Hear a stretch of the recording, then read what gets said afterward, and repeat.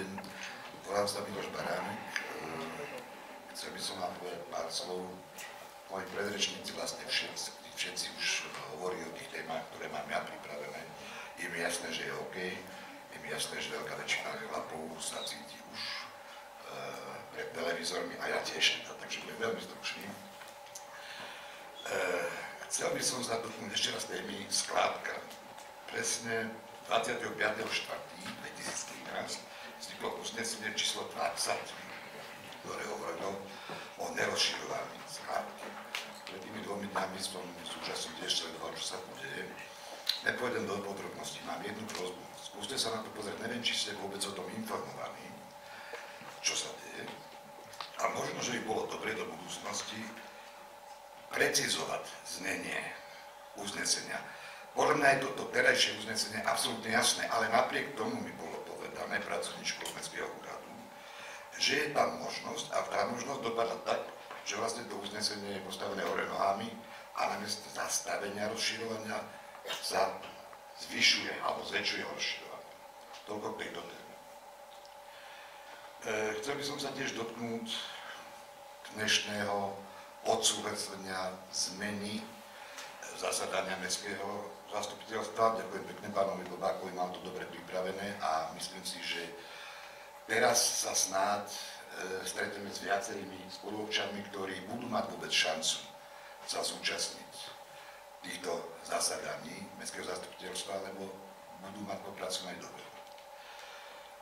Ďalšia téma, poliklinika, dozorná rada. Je mi dosť ľúto, že sa to neodsúhlasilo, ale chcel by som vás upozorniť na jednu vec. V akciových spoločnostiach to funguje tak, že niekto má nejaké podiely, niekto je majiteľ.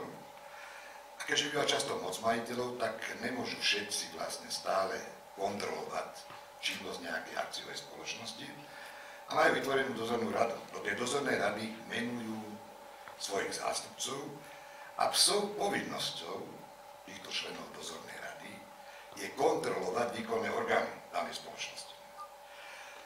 Je mi úplne jasné, že kopa údajov nemusí byť zverejňovaná, ale minimálne by o nej mali vedieť zástupcovia majiteľov. Majiteľia sme my všetci, a ja. Vy ste naši zástupcovia a nechápem, že zase niekto, kto je vami menovaný za člena dozornej rady, nedáva informácie. Ja to nerozumiem. Skúste sa zvážiť. Nie je jedno, kto tam je. Nie je úplne jedno. Mal by tomu trochu rozumieť.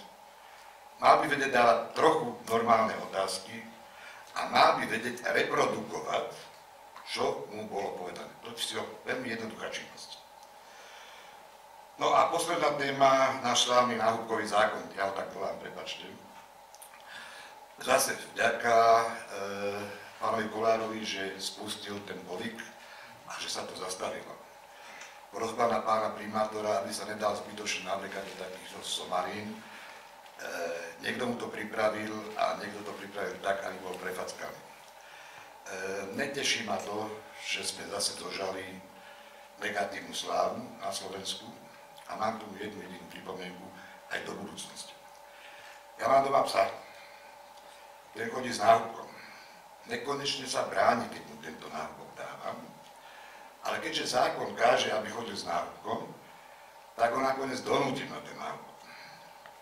Ja nepoznám jeden jediný zákon, ktorý prikazuje mne dať náhubok, ani vám ostatným. A ja vás upozorňujem, spravím všetko preto, aby mi nikto ten náhubok nenasadil. To je všetko. Ďakujem pekne.